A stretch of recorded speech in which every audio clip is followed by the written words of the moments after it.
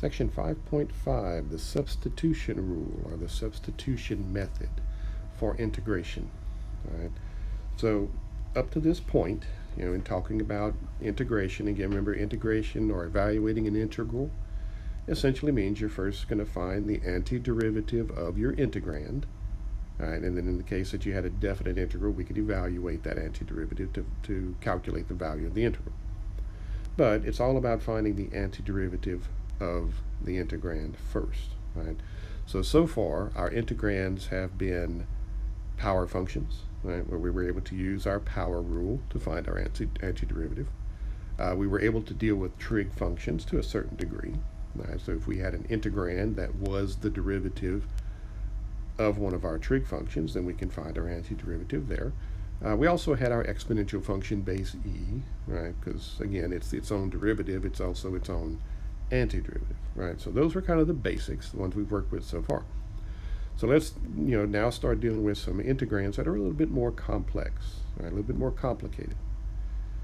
And just like differentiation, there are different processes that are used to find these antiderivatives, depending upon the makeup of that integrand. Right, so just like when we're dealing with a derivative, I have a function that I want to differentiate. The questions that we always asked ourselves. First thing was, what type of functions do I see? Right? What's the basic processes for differentiating those types of functions, whether it's a power function, trig function, exponential function, etc. And then, are there any other processes involved, like a product rule, quotient rule, chain rule, that type of thing? Those are the questions that we asked when we were differentiating. But we're going to ask the same questions when we integrate, right? Because again, all we're doing here is reversing the process. So for integration in general, the first question you're asking, you're recognizing within your integrand what type of functions you're working with. Do I have a power function, exponential function, log function, trig function, etc.? And then what other type of makeup or relationship do I have between those functions? Products. Do I recognize composition of functions, right, which is what we recognize to use chain rule for differentiation. Okay. Now, in general, the processes for finding these antiderivatives, right, their process for integration, typically a bit more complex than differentiation. Okay. So, again, we've only looked at some of those basics previously with power functions, trig functions, exponential function, base e. This section, we're going to look at a process that's called the substitution rule or substitution method for integration. And that's as far as we're going to go with integration in this course. Now, I mentioned to you before, if you're heading into Calc 2, the first chapter of Calc 2 deals with integration techniques. Right? And because again, it's a bit more complicated, generally speaking, than differentiation. So your first part of Calc 2 is looking at methods, processes for integration, finding those antiderivatives. Okay. Now, focusing on this process of substitution, like any other situation, since this is the only technique or method we're working with, so we have an idea of what we're looking for in each of these integrals that we're going to deal with. Of course, going forward, as you include this with the other methods that you look at for integration, then things get a lot more challenging, right? Because then you really have to focus on, like we said with differentiation, recognizing the specific type of process that you're going to have to use depending upon the makeup of your integrand. Okay?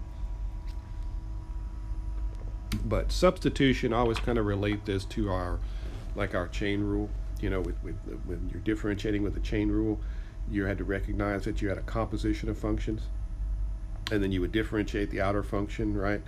And then multiply by the derivative of the inner function.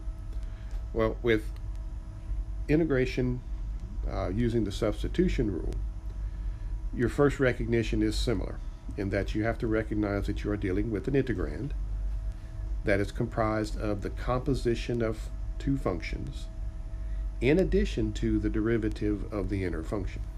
All right. Let me tell you what this rule says. I'll mention something else, and then we're going to look at some different examples to give you the idea of how this works. All right, so to the notes. I have that if u equals g of x is a differentiable function whose range is an interval I, and f, this function, is continuous on that interval I, then we've got that the integral of the composition of f and g, f of g of x, times g prime of x dx is equivalent to the integral of f of u du. Now what the heck was all that about? All right, so remember differentials, right? We talked about differentials way back when. So when we said something like dy dx equals some function, and then we could write that as dy equals that derivative times dx, differentials.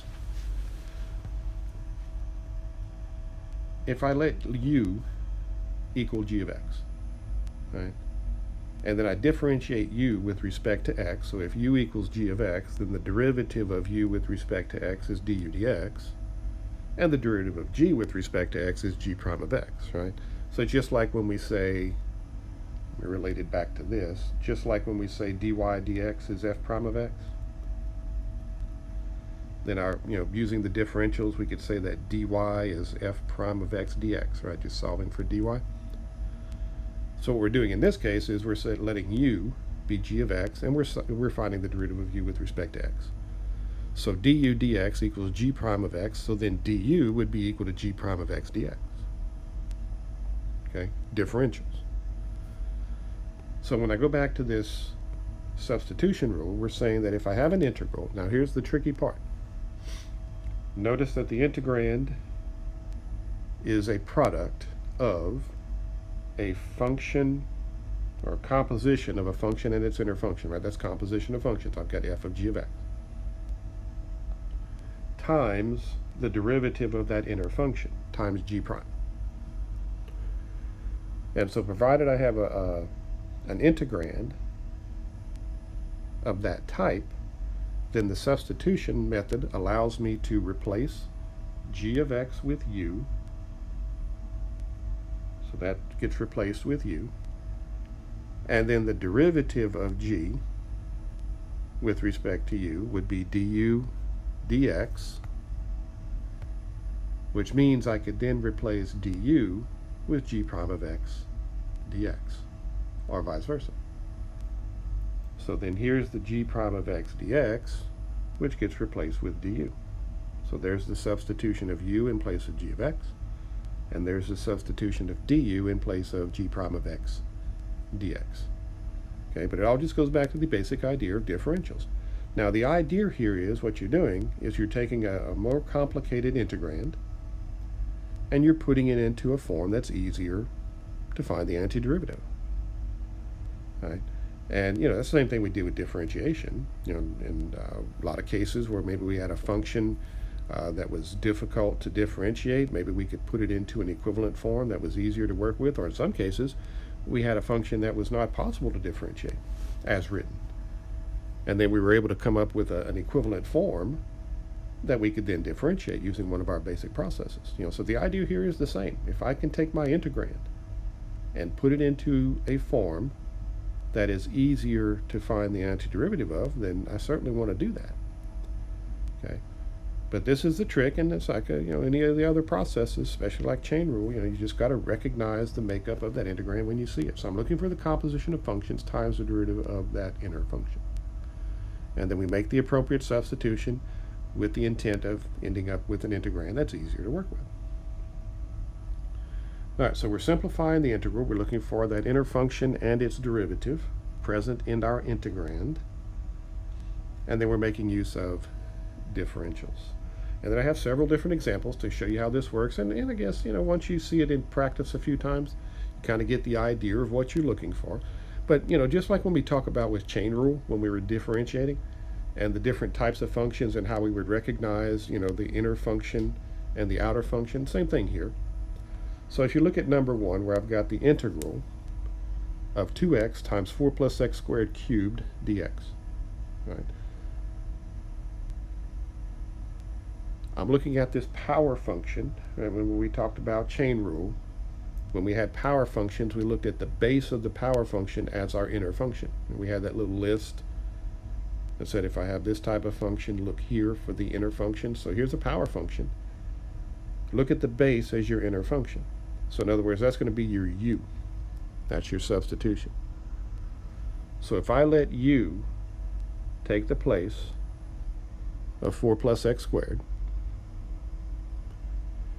then I differentiate u with respect to x. Now, this step here, I typically don't bother writing. I wrote it here just to make sure we're clear on what we're doing with differentials, but I typically don't write that step. We just go straight to using the differentials. All right, so what am I doing? I'm differentiating u with respect to x. Well, what's the derivative of u with respect to x? U is 4 plus x squared, so its derivative is 2x. And then we solve for du. Right, so then I just multiply by dx, and I've got du equals 2x dx. So again, I typically don't bother writing that statement that I have circled. I typically will write to the statement below. So we have u is 4 plus x squared, which makes du the derivative of 2x times dx. There's our differentials. And then we can make our substitution. And this is why, again, I keep harping on so much about, you want to be clear with what you write. You want to be precise, you want to be exact, so there's no misunderstanding or confusion. What do we have over here? We're saying that we can replace 4 plus x squared with u. So this is my u. And we're going to replace 2x dx with du. Right? 2x dx gets replaced with du. So the trick is, to be able to make a substitution to where once you plug all that stuff in, you end up with a pretty basic function. Right? And in the case of a power function, we look at the base as our inner function. That's our u. And then the next step would be to see if I were to replace this with u, is what's left out here replaceable with du. Okay? So in other words, I need du to be everything that's outside of my composition function. And so then once we make that substitution, so 4 plus x squared, I replace that with u. That gives me u cubed. 2x dx is replaced with du. And now I have a pretty straightforward integral. Right? I'm integrating now u cubed du, basic power function, so u to the 4th over 4 plus c. Now, once you do integrate, since our original function, our original integrand was a function of x, we want to bring back the x, right? So we're making a substitution. We're replacing x with u to make the integration easier. But then once we're finished with the integration, we want to bring back the original variable. So then I'll back substitute, right? What was u? U was 4 plus x squared, so I just went ahead and plugged back in 4 plus x squared in place of u. And I've got 4 plus x squared to the 4th over 4 plus c. That's how substitution method works. Right? Now there's a little tweak we're going to have to make to this as we'll see going forward, but that's the basic idea. Okay? And of course, as we keep saying, once you find your antiderivative, you can always check by differentiation. That's always there for you. You can do differentiation. Like I said, that tends to be easier than integration, so you can always check. All right, look at number 2. All right, so number 2, I've got the integral of x cubed times cosine of x to the 4th plus 2 dx. And you can kind of also notice too now, again, keeping in mind that all of these different little the basis of the process and the tips that I'm giving you, as we keep saying with this stuff, there's no magic pill. In other words, I can say that you're generally looking for this, this kind of makeup to tip you off as far as what to do. But it doesn't mean that that's going to be 100%, exactly the process or the recognition that there is. There's going to be little variations on that. But we'll say that the observations that we're making probably work 90-95% of the time. But there are going to be a few instances where maybe we're going to have to be a little more flexible in how we view the makeup of our integrand. But if you notice, just like with the previous, just like with number 1, number 2, I'm looking at a product of functions. So a lot of times, not always, But a lot of times, substitution can be used when you have a product of functions. Okay? But there's also a quote-unquote product rule for integrating product of functions as well, which is called integration by parts. And that's one of the first methods you look at in Calc 2. Okay? And that's a lot more challenging, I guess, than substitution. Okay? So you kind of have two methods that get used primarily when you have a product of functions. You either have substitution or integration by parts. So here we're looking at substitution. But again, it's not going to be exclusively just products. There are other situations, as we will see. But again, like we talked about with number 1, when we were talking about composition of functions, where did we look for the inner function? Well, with the power function, we look at the base. With a trig function, we look at the argument. And so, okay, I'm going to look at that as possibly being my u. Okay? So I'm going to replace x to the 4th plus 2 with u. If I do that, then I need whatever is on the outside of that function, which is x cubed dx, I need to be able to replace that with du, right, our differential. So u takes the place of x to the 4th plus 2. Now notice what happens here. And as I said, be careful. So if I replace this with u, so u is x to the 4th plus 2. What is du? If I differentiate x to the 4th plus 2, I've got 4x cubed. There's our differential dx. So du is 4x cubed dx. So again, remember that's du dx is 4x cubed, so du is 4x cubed dx. Now, what did we say over here we needed to replace? We need to replace x cubed dx. What do I have over here? I've got 4x cubed dx. So I've got x cubed dx. I want that. I don't need this. All right, or at least that's not what I need to substitute out of my integrand, because it's not in the integrand.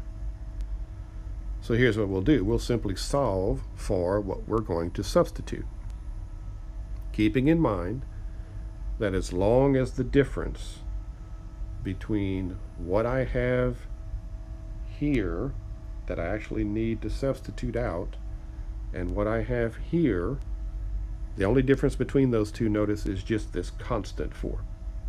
Okay? And I'm going to talk about this for a second, then we'll see if this makes sense once I'm done with it. So say, for example, instead of x cubed over here, let's say I had x squared. Okay? Just for the sake of argument. So let's say in my integrand I had x squared. Our derivative du is 4x cubed dx. So if I have du equals 4x cubed dx. And so what I'm saying is, all right, I don't need 4x cubed. I need just x squared. So can I divide by 4 and can I divide by x to give me du over 4x equals x squared dx. All right, so I just solved that for x squared dx, which is what we need to replace. Here's the problem. In this case, I don't have a problem with the 4. What I have a problem with is this x. Because in your integrand, you're now going to be replacing this with this. What's the problem there? Do you see it? I've got two variables there. Not only do I have the x, but now I'm also bringing in this u. So now I'm going to have an integrand that is comprised of multiple variables. I've just made this a lot more difficult. All right, it's one thing to differentiate with multiple variables. It's a whole nother ballgame to try to find an antiderivative with multiple variables. Okay.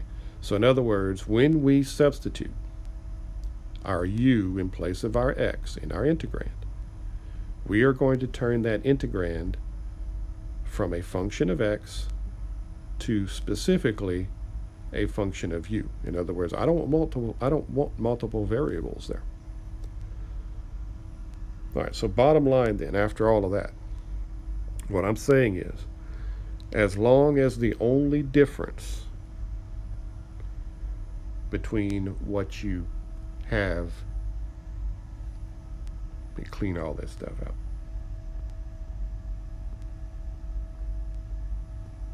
As long as the only difference between what you have here, once you find your du, and what you need to replace here, as long as the only difference between those is the constant, then we're good. Okay, but if it's different by a variable or a power of a variable or what have you, it's not going to work. Okay, because now what I can do is I can solve for x cubed dx, and I get x cubed dx equals du over 4 or 1/4 du, whichever way you want to write that. I typically end up writing it this way, but either way, I'm dividing by 4. I'm solving for what I need. What do I need? I need x cubed dx, so I solve for x cubed dx. And so what does this then on the right say? It says that I'm going to replace x cubed dx with 1/4 du. Okay. Now again, it may seem a little kind of confusing at this point. Like I said, we'll do a couple more examples, and hopefully it'll kind of clarify. It makes itself a little bit clear as far as what we're doing. So let's make the substitution that we said. And so we said, okay, I'm going to replace x to the 4th plus 2 with u. So there's our x to the 4th plus 2, so that's going to now become cosine u.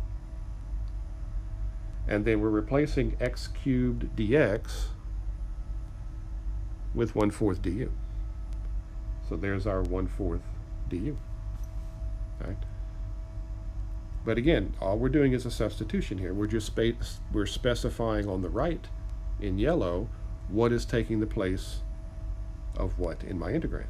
Right? What is the substitution that we're making? And that's why, again, you've got to be clear with your statement. You've got to write what you mean. Say what you mean what you say. You want to be clear with what you write, so when you make the substitution, it's clear as far as what's taking the place of what. Now, once you've made the substitution, then what you should end up with is an integral that's easier to work with. Right? That should be a pretty straightforward integral. Now, notice what I did in the next step, and this goes back to our properties of integrals. I have the integral of 1/4 times cosine of u du. 1/4 is just a constant. So we could pull that constant out and just kind of simplifies our integrand a little bit more. And that's typically what I do with these. I don't even bother writing it this way. I go ahead and put that constant on the outside if that's the case. Okay, so I'm not even going to use that second step going forward. I'm going to go straight to this step. Okay, so I've got now 1/4 the integral of cosine u du, and we're ready for integration. Right, so our antiderivative of cosine u, which would be sine of u, times the 1/4 that's on the outside, plus c. So there's our antiderivative, plus c again, remember, because we're still doing general antiderivatives. And then we want to back substitute. We want to bring back the original variable, back substitute in place of u. We had u as x squared plus 2. So there's our back substitution, 1/4 times the sine of x to the 4th plus 2 plus c. Okay. So with those two, you now have kind of the idea of how this works. Okay. So the only difference that you end up with in your substitution with your du may be a constant. And so we adjust for that and make our substitution. All right, so a few more examples. Number 3, I've got the integral of x over x squared plus 1 all squared dx. And so again, what I'm looking at is recognize that, hey, I've got a power function down here whose base is x squared plus 1. And so the first thing I would check is, I say, okay, I'm going to let that be my u. If that's my u, then everything outside of that power function has to be my du. What's my du? X dx. So then my question becomes, all right, if I let this be my u, what is du? Du is 2x dx, right? There's our differential. Du dx is 2x. So du is 2x dx. Now, does that match what I need over here? What did we say we needed? We said we needed x dx. What did I get? I got 2x dx. And we said as long as the difference between the two is a constant, we're good. So I can divide by 2 to give me du over 2 equals x dx, which is what we need to sub out. Or again, we can write that as 1/2 du. So du over 2 or 1/2 du, either way you want. And then we make our substitution. So in place of x squared plus 1, there's our u, so that becomes u squared. And in place of x dx, I've got 1/2 du. So there's our 1/2. I went ahead and put that on the outside, that extra constant. And then the du replaces the x dx. And now we're ready to go for integration. So then I've got 1/2 the integral of u to the negative 2 du. Again, it's a nice power function, so we use our power rule.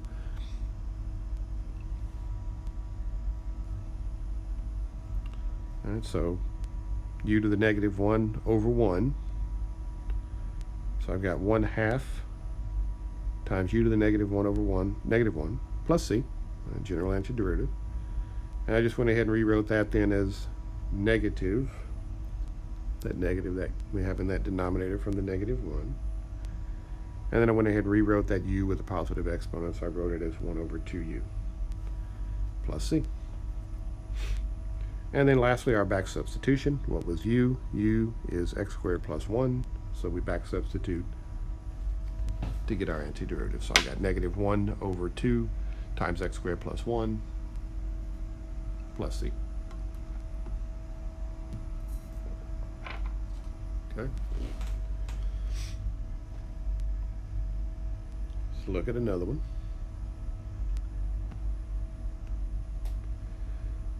All right, so number 4. All right, so of course, different types of functions that we've talked about and recognizing, I would say, a composition, what's the inner function.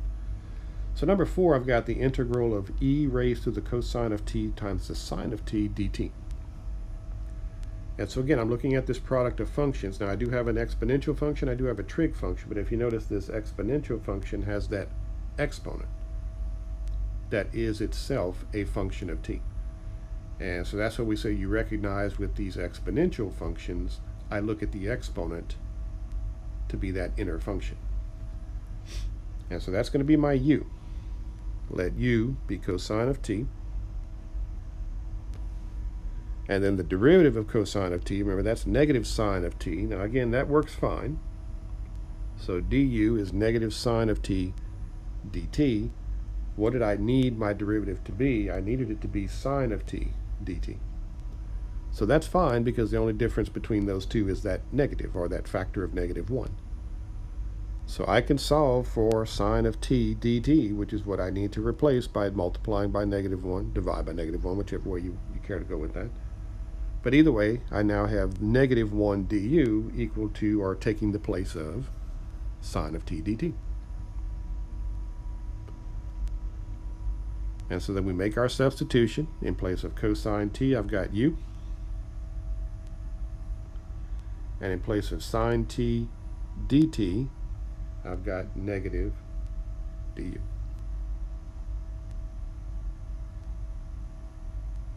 So you maybe look at it that way, whatever if you kind of just mark out your substitution, right, then the only thing you should have left would be an integrand that contains a single function that you can find the antiderivative of. And so again, we like our e to the x or e to the u in this case, because the antiderivative of e to the u is e to the u, so the integral of e to the u du is e to the u plus c, and then again we have the negative on the outside.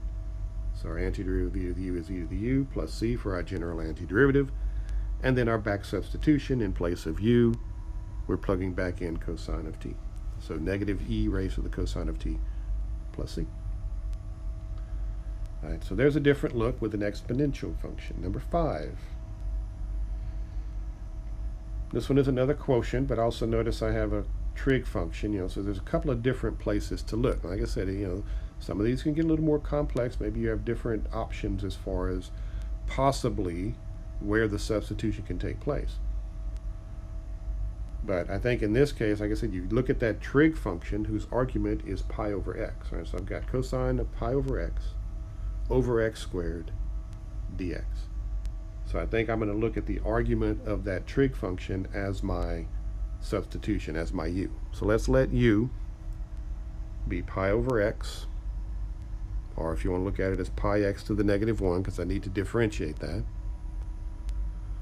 So that makes du, using our power rule, I've got negative 1 pi x to the negative 2 dx, or negative pi over x squared dx. Right? And writing it that way, now look over at your integrand. What is it that I needed to replace? If I let u be pi over x, then I'm going to have to replace. Now this is not x squared dx. This is what? This is 1 over x squared dx, right? Because the x squared is in the denominator. So I'm not replacing x squared dx. I'm replacing 1 over x squared dx, or dx over x squared. You could write it that way. So what did I end up with on the right? Our derivative, or our differential, I should say, du, is negative pi over x squared dx. So I've got the 1 over x squared dx with an additional factor of pi. And remember, pi is just a constant, so we're okay with that. The only difference between what I need to replace, the 1 over x squared dx, and what I have, pi over x squared dx, negative pi over x squared dx, is that extra factor of pi and the negative. So we can clean that up. We can solve it for 1 over x squared dx by dividing by negative pi. So I've got negative du over pi equals 1 over x squared dx, or again, just rewriting that, negative 1 over pi du is equal to 1 over x squared dx.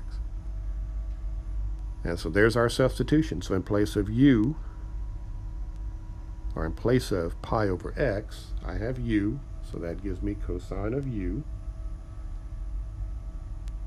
And then we're in place of the 1 over x squared dx, I have negative 1 over pi, there's our constant, du.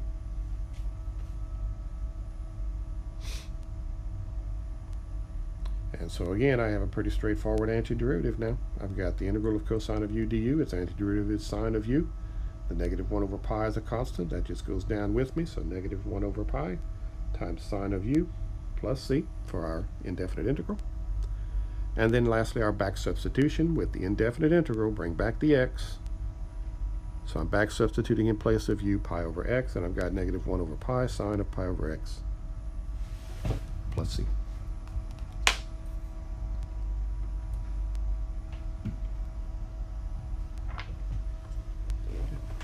So that's indefinite integrals. So what about definite integrals? What if we put some limits of integration on this thing? Well, it doesn't change the substitution process. I mean, that's still going to be the same. But we do also now have to address those limits. And there's two ways that you can do that. So I'm going to say there's two methods for dealing with or evaluating a definite integral, right? Because remember, these are going to actually give us values. We'll be able to plug in our limits of integration and come up with a value for the integral. We're just using the substitution rule to give us an integrand that's easier to find the antiderivative of. Okay. So there's two ways that you can do this. I'll show you both methods. You do whichever way you prefer. I don't care. Sometimes you may prefer to do it one way, sometimes another, but ultimately it's your choice. Given the choice, if you want to do it one way every time, the same way, I always use the second method that I'm going to show you. Okay. But I'll show you both methods. So first method for dealing with definite integrals. You evaluate it as an indefinite integral, right? Just like we got through doing with the previous examples. And then once you do the back substitution and you bring back your variable, your original variable, then you can evaluate using your limits of integration. All right, so for example, number one under this section, I've got the integral from 0 to 4 of the square root of 2x plus 1 dx. Now notice in this case, here's something a little different, because all the other ones that we did, I either had a product or in some cases had a quotient of two functions. Notice there's really only one function there. It's square root of 2x plus 1. But again, we're trying to find the antiderivative of this thing because it is a composition of functions. It's not just square root of x. Our integrand, our radicand is a little bit more involved, so there's going to be a little bit more involved in finding the antiderivative of this thing. But again, I can turn this into a very straightforward function by substituting in place of 2x plus 1. There's our integrand, right? Again, remember the square root function, that's a power function. And so we're looking at the base of the power function, or in the case of a radical, the radicand as our u. Now, if I replace 2x plus 1 with u, then what is it that I have to replace on the outside of that? Well, the only thing outside of that is dx. That's the only thing that has to get replaced with our du. All right, so I let u be 2x plus 1. Now notice, what does that give me for du? Well, the derivative of 2x plus 1 is just 2, right? So du is 2 dx. And again, that's fine, because the only difference between what I have, 2 dx, and what I need, which is just dx, is the constant 2. So I can divide by 2, or rewrite this then as dx, which is what I need to replace. We always solve for what has to be replaced. And I'm going to replace that with 1/2 du. Okay? Now, I'm going to rewrite this as an indefinite integral. Why do I not include these limits of integration? Well, remember now, these are limits of integration with respect to what variable? Those are limits of integration with respect to x, right? The original integral is the integral from 0 to 4 of a function with respect to x. Once you replace x with u, this is no longer the same integral. Right? I mean, we're replacing the function of x with a function of u to make it easier to find the antiderivative, but it's no longer the same integral. So those limits of integration do not apply to this new integral because I've changed the variable. And this is another one of those things I'm very particular about. If you were to put those limits of integration over here, if you were to put 0 to 4 over here, that would be incorrect, because those are not limits of integration with respect to u. They're limits of integration with respect to x. So that's why I say option number 1, you just ignore the limits. So if you do put those limits there, I'm going to dock you for that, because it's not a true statement. Just treat this as an indefinite integral, just like all the other ones we've done up to this point. So I'm going to replace 2x plus 1 with u, the square root of that. So notice here I just wrote it as u to the 1/2, square root of u. And then we're replacing dx with 1/2 du. So there's our 1/2 du. And so now again we have a pretty basic antiderivative here, u to the 1/2, or square root of u.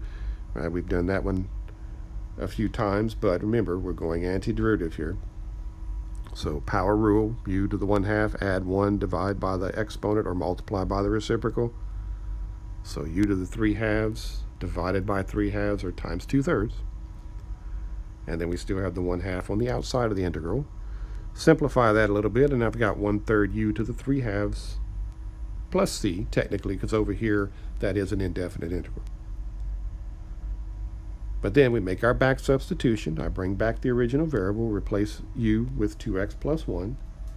And once I do that, now I can bring in my limits of integration, because I've brought back the original variable x. And so I can now evaluate our 1/3 2x plus 1 to the 3/2 from 0 to 4. All right. So bottom line, if you change the variable, then the limits cannot remain the same, right? So option 1, you either drop them completely, treat this as an indefinite integral, just as before.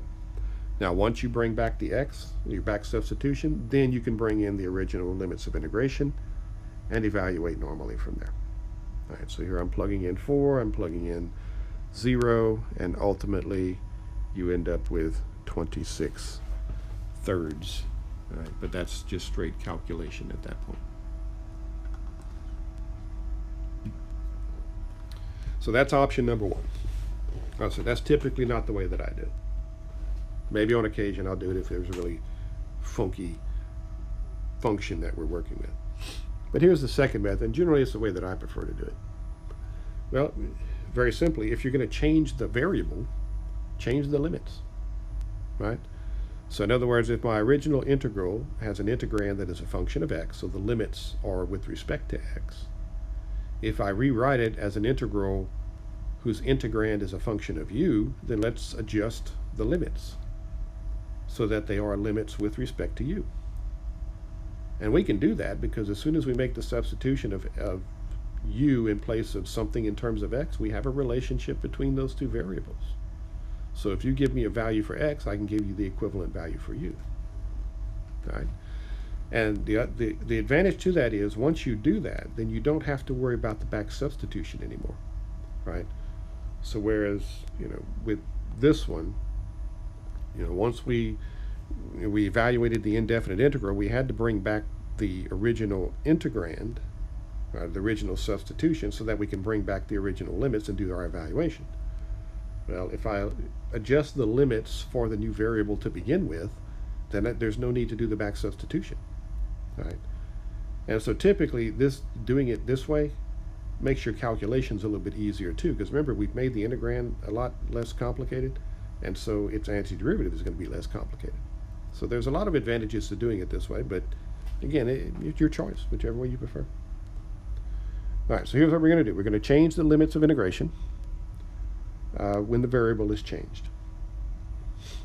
So here's the formal stating of it, this substitution rule for definite integrals, and then we'll kind of put it into practice. Right? So we say that if g prime is continuous on the interval from a to b, and f is continuous on the range of our u, which is our substitution, our function g of x, then the integral from a to b of f of g of x, g prime of x dx, remember that's our basic composition integrand, is equal to the integral, there's our f of u du, but then we're tacking on to that, evaluating your substitution basically is what's happening. If u is taking the place of g of x, then we're going to evaluate g at a, we're going to evaluate g at b to give us the new limits. Okay. So let's put it into practice. And I did it with the same one that we just did. So if you evaluate the integral from 0 to 4 of square root of 2x plus 1 dx, all right, so again, we did our substitution. I let u be 2x plus 1. So then du is 2 dx, or dx then is replaced by 1/2 du. And then I adjusted the limits, all right, because we have a relationship now between x and u right there. So you tell me what x is, I can tell you what u is. So if x is 0, then I'm just plugging that into this, plug in 0 in place of x, and I've got 0 plus 1 are 1. So when x is 0, u is 1. Same thing with 4. Plug in 4. If I put that x be 4, plug that into that u equals 2x plus 1. 2 times 4 plus 1 gives me 8 plus 1 or 9. There's my u value. And now I can set up a definite integral with an integrand that is a function of u, right, our u to the 1/2. But then I can also write it in terms of limits with respect to u. So instead of 0 to 4, I'm replacing 0 with 1, and I'm replacing 4 with 9, and I have the integral from 1 to 9. And there's our 1/2 u to the 1/2 du. Okay? And then we proceed normally from there, right? So we find our antiderivative again. That's u to the 2/3 divided by 3/2 or times 2/3. This is exactly the same we did with the previous example, from this point. But now I can go ahead and evaluate. I don't have to do the back substitution, right? Now don't confuse what you're doing. As soon as, if you change the limits of integration and put them in terms of u, then you're done with x. You don't have to bring the x back at all. If you do decide to back substitute, then don't use the 1 and 9. You would use the 0 and 4, the original limits, because those are limits with respect to x. But now I can go ahead and just evaluate this one directly. So plug in the 9, plug in the 1, do your calculation, and again, you should get the same value, obviously. Okay? So what I find to be the biggest issue with these for students is kind of mixing the two processes. Like I said, if you're going to change the variable for substitution, then you cannot use the original limits. unless you bring back the original variable. Okay. So again, if you're going to use the indefinite integral like I did in the first example of this section, or this part of this section, I should say, then do not use those limits. Do not use the old limits with the new variable. I guess that's the best way to say it. But you can do it as we did here. You bring in the new limits, adjust accordingly for the new variable, and then go from there. But then don't do a back substitution here because you've changed the limits. If you do back substitution, bring back the x, you have to bring back the original limits. So again, either way, take your pick. But I typically do it using this process where I adjust the limits to reflect the new variable. I just find that in most cases that's easier to do. Probably not in most cases, probably in all cases. It's a little less work, ultimately. All right, so number 7, I've got to evaluate the integral from 1 to 2 of 1 over 3 minus 5x all squared dx. So here's again recognition. It's a single function, but I've got a denominator that is a power function of base 3 minus 5x in this case. All right, so again, even though there's a single function here, using substitution is going to make it a lot easier to deal with the antiderivative. So I'm going to let u take the place of 3 minus 5x. There's the base of our power function, which makes du negative 5 dx. Now again, if I'm replacing 3 minus 5x with u, so that's going to give me a u squared in the denominator, what does my du need to take the place of? The only thing left is this 1 dx. So the only thing I need to replace is dx. What do I have? I have negative 5 dx. So we say that's fine. The only difference there is that constant negative 5. So let's divide by negative 5 or multiply by negative 1/5. So I've got negative du over 5 taking the place of dx, or again, negative 1/5 du, whichever way you care to write that. So there's our substitution. U is going to take the place of 3 minus 5x, and negative 1/5 du takes the place of dx. I'm going to go ahead and change my limits of integrations. Right? So originally, with respect to x, it's the integral from 1 to 2. So use your equation here to convert from x to u. Plug in 1, and I've got 3 minus 5, which is negative 2. So if x is 1, u is negative 2. If x is 2, plug 2 in there, I've got 3 minus 10, I've got negative 7. So when x is 2, u is negative 7. All right, now again, the substitution has to be direct because look what happens here. In place of x equals 1, I've got u equals, that, wrong one, sorry about that. I've got u equals negative, get this going, u equals negative 2. And in place of x equals 2, I've got u equals negative 7. But notice now your limits of integration, right? Instead of going from left to right, we're going from right to left, right? Because negative 2 is greater than negative 7. So our lower limit in this case is larger than our upper limit. And in terms of the calculation, that's fine. It doesn't matter. Just make sure you do a direct substitution. All right. So I replaced those limits with the new limits with respect to u. So we had that constant negative 1/5. There was our substitution in place of 3 minus 5x. So there's u squared in that denominator, and then there's our du. All right, so our negative 1/5 du taking the place of dx. Now, if you don't like the fact that these limits are kind of reversed, and so instead of integrating from left to right here, as we were initially from 1 to 2, we're actually integrating from right to left, from negative 2 to negative 7. But again, that's fine. There's nothing wrong with that in terms of the calculation. So you don't have to do the next step that I'm fixing to do, unless you just wish to. So if we want to reverse those limits of integration to put them in order, so that we're integrated from left to right, we can do that. Remember we said we can always reverse the limits. So instead of negative 2 to negative 7, I've got negative 7 to negative 2, but that also means I have to change the sign of the integral, right? So I dropped the negative, I reversed the limits, and now I have the 1/5 the integral of u to the negative 2 du. But again, that's purely arbitrary. You can do it if you wish, or not. So if you do choose to reverse the limits, change the sign of the integral, that's fine. But you'll get the same result either way, whether you do that or not. So then from here, now we're back to our basic, integration. So our antiderivative of u to the negative 1, or u to the negative 2, u to the negative 1 over negative 1. There's our constant on the outside. There's our antiderivative. And again, we're evaluating that from negative 7 to negative 2. So I just went ahead and plugged all that in and trying to see what I did. Yeah, that's fine. I just rewrote that. I brought the negative out front. So the negative 1/5 times 1 over u. And we plugged in the negative 2. Again, still, it has to be regardless. This upper limit plugged in first minus the lower limit. So in other words, if you left it this way and you did your antiderivative, you would be evaluating from negative 2 to negative 7.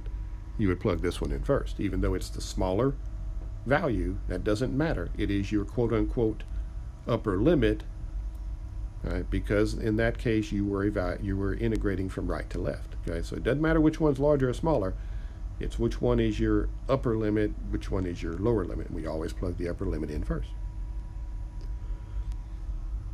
And you can check my calculations on that if you wish, but I just plugged in the negative 2. And then I plugged in the negative 7, did all my calculations, multiplied by the negative 1/5. You end up with 1 over 14. Okay.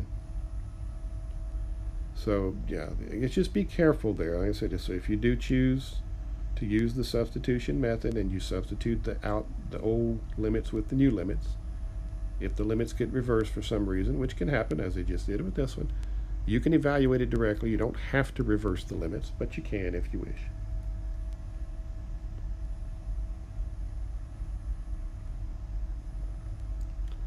Number 8, this one's give you just another example with a different type or combination of functions. Evaluating the integral from 1 to e of ln of x over x dx. So notice in this case, and here's my recognition, so it's kind of not that I have a composition of functions here, but I have a combination of functions that if I let u be ln of x, what's the derivative of ln of x? It's 1 over x, right? So du then is 1 over x dx. So notice if I let u take the place of ln of x, then what does that leave me with? It leaves me with 1 over x dx. Well, that happens to be my du. And so I tell you, there's kind of, little, what's the word I'm looking for? Kind of different situations that pop up. So it's not always strictly composition. It's not always products. We've seen several quotients, but basically division is multiplication. But in this case, it is substitution where my u is actually taking place of the entire function ln of x. And then what's outside of that becomes my du. Right, so kind of a different little look. Now again, because I have a definite integral, I'm changing the variable, I've changed my limits. So when x equals 1, if you plug 1 into our equation, u equals ln of x, the ln of 1, natural log of 1, is 0. So when x is 1, u is 0. If x is e, that's my upper limit, plug that in, natural log of e is 1. And you can check those on the calculator if you need. So x equals 1 is replaced by u equals 0. X equals e is replaced by u equals 1. So my integral from 1 to e becomes an integral from 0 to 1. Our substitution was, in place of ln of x, it's the u, and in place of 1 over x dx, it's du. So this one is pretty straightforward, and it doesn't get any more straightforward than that. So our antiderivative of u, right, which would be u squared over 2, or 1/2 u squared, evaluated from 1 to 0. Plug in 1, plug in 0. You end up with 1/2. That's the value for the integral. Okay. Yeah, so that gives you a little bit different look. Now, the last thing I want to mention in this section, and this is, it's one of those cases where if you recognize it, great. You can save yourself some time. If you don't, you can still evaluate the integral, right? You're just going to have to do a little more work. But it deals back in maybe a quick review on what we mean by even functions and odd functions. If you remember that from algebra, we also talk about them in trig, even function and odd functions. This says that if f is continuous, there's our good old continuity again, on the interval from negative a to a, or opposite of a to a. So in other words, we're looking at a uniform interval, maybe going like from -2 to 2 or -5 to 5 or something like that. If f is an even function, which algebraically means that f of the opposite of x is equal to f of x. So in other words, if I plug in a positive number and a negative number into my function, I'm going to get the same result. That's an even function. There's also a graphical aspect to even functions that I'm going to mention in a second. But it tells us that if I do have an even function, then the integral from negative a to a of f of x dx is equal to twice the integral from 0 to a. So in other words, I can just split the integral in half, and instead of having to go from opposite of a to a, I can just evaluate the integral from 0 to a and double it. Now remember, what does the integral tell us? What does it calculate? And we said ultimately it's area under the curve, right? Graphically speaking. So when you talk about even functions, here's the graphical characteristic of an even function. A basic even function would be something like x squared, right? Because notice if you plug in a positive number or a negative number, you're going to get the same results, right? Plug in 2, plug in -2, you get 4. Plug in 8, plug in -8, you get 64 in either case. So that's an example of an even function. Graphically, even functions have graphs that are symmetric with respect to the y-axis. Excuse me. So in other words, you're going to have, you're going to have a mirror image of this graph on the left and right side of the y-axis. Now, when you put that in the context of calculating area under the curve, since it's a mirror image of itself across the y-axis, then whatever area you have here under the curve is exactly the same as the area you have there under the curve. So those are the same area. So what this is telling me is if I recognize that my integrand is an even function, then instead of having to integrate across the entire interval from negative to positive a, I can simply integrate from 0 to a, find the value of the integral, and double it. And that saves you a little bit on your calculation. I mean, you still have to find the antiderivative. You still have to calculate, do the evaluation, but the advantage is it makes your lower limit 0, which typically means your calculation is a little bit easier. Okay? So that's one observation. That one's probably not that useful. It saves you a little bit on calculation. The second one is maybe more useful, and that's the odd functions. If f is an odd function, what does that mean? Well, algebraically, it means that if you plug in the opposite of x, you're going to get not the same function value like we did with the even functions, but you get the opposite function value. Now, when I look at the graphical aspect of this, it's going to make perfect sense as far as why this one is very useful. But if you look at the integral then over that uniform interval from negative to positive a, the value of that integral is 0. Here's why. Odd function. All right, so f of opposite of x equals the opposite of f of x. So if I plug in opposite numbers, I get out opposite results. So a basic odd function would be something like f of x equals x cubed. All right, you plug in 2, you get 8. You plug in -2, you get -8. Right? You plug in opposite numbers, you get opposite results. Right? You plug in 3, you get 27. You plug in -3, you get -27. That's an odd function. Graphically, though, and this is the main characteristic we're interested in, here's the basic shape of the graph of x cubed. And notice that on this interval from negative to positive a, these graphs are symmetric with respect to the origin. Right, the graph of an odd function. So in other words, if you take this graph and you spin it around the origin, it's going to match back up with itself. That's the characteristic of an odd function. But what that means for our purposes here, notice the area from 0 to a and the area from 0 to -a on this side It's the same it's the same area, but this one's positive and this one's negative. And so what does that mean when we calculate the integral? Remember, the integral is net area. And so if I have the same amount of area above the x-axis as I do below the x-axis, then the net area is 0. Now that's useful, okay? Now, of course, it's easier said than done. I mean, you actually have to recognize that your function, your integrand, is an odd function. And, of course, if you're integrating over a uniform interval from negative to positive a, whatever a happens to be, then the net area under the curve, the value of the integral, is 0. You don't even have to integrate. You don't have to find an antiderivative or anything. Right? So I mentioned these two. Like I said, if you recognize it, great. If not, no big deal. You can still find the value of the integral. But you will see these pop up occasionally. I think there's a couple in the homework where if you look at the solutions manual, they kind of threw that in there without actually telling you. So one of those things where they did a step and you're like, how the heck did they get from there to there? It's because they employed the even or odd characteristic of the function, right? So just to give you a quick example, like number 9, I've got f of x equals x to the 6th plus 1. Notice any of these little even degree polynomial functions of that type. And if you plug in a positive or negative value in place of x because it's raised to an even power, you're going to get the same result, right? Just like x squared.